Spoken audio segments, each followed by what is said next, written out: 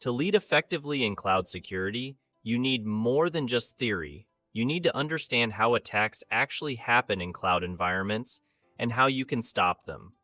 Cloud-native threats can look different from on-prem threats.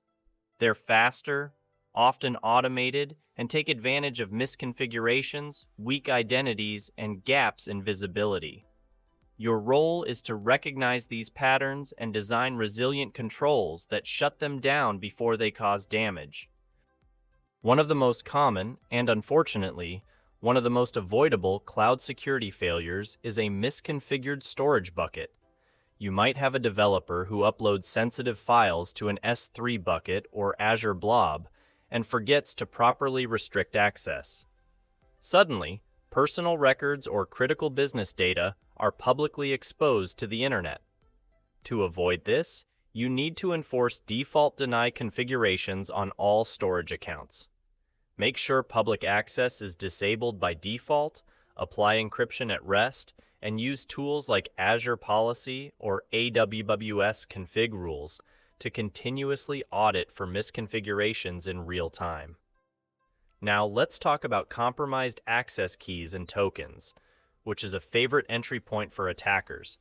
They'll scour public code repositories, steal credentials from CI/CD pipelines, or trick users through phishing. Once inside, they can spin up expensive resources or exfiltrate your data. To stop this, never hardcode secrets. Instead, use short-lived credentials, managed identities, and automated secret scanning in tools like GitHub. Always enforce MFA and layer in conditional access to spot and block abnormal logins. Another real risk you'll face is privilege escalation through IAM misconfigurations.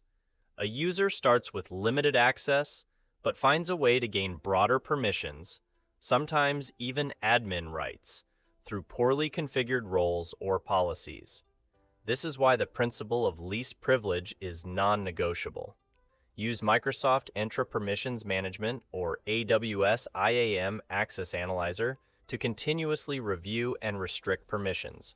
Apply just-in-time access using Privileged Identity Management, PIM, so that admin rights are only granted temporarily with full audit trails. If your environment uses containers, don't overlook the threat of a container escape. This happens when an attacker exploits a vulnerability in the container runtime to break out and access the host or network. To defend against this, scan container images using Azure Defender for Containers or Amazon Inspector, implement pod security policies, and apply network segmentation. Don't forget to monitor container behavior with EDR solutions that understand container workloads. Finally, you need to be aware of serverless function abuse. Attackers may exploit serverless platforms like Azure Functions or AWS Lambda to run unauthorized code, exfiltrate data, or even launch crypto mining jobs, often undetected. Your defense here starts with applying least privilege at the function level. Limit triggers and integrate runtime monitoring. Use tools like Defender for Serverless or AWS CloudTrail with guard duty to catch abnormal usage patterns before they escalate. Every attack you've seen here shares one thing in common.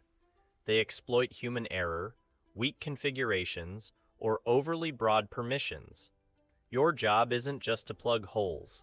It's to create a system that minimizes opportunities for mistakes and catches deviations early. Make security part of the development lifecycle. Drive cultural habits that treat security as everyone's job, not just the security team's. Enforce good defaults, automate wherever possible, and build detection into the core of your architecture. So, what's your leadership takeaway? Understanding how cloud attacks happen is key to leading your team. It's not about fear, it's about readiness. You lead by translating threats into action plans, policies, and tools that work at cloud scale. The more you know about how attackers think, the better you can outsmart them before they even get started.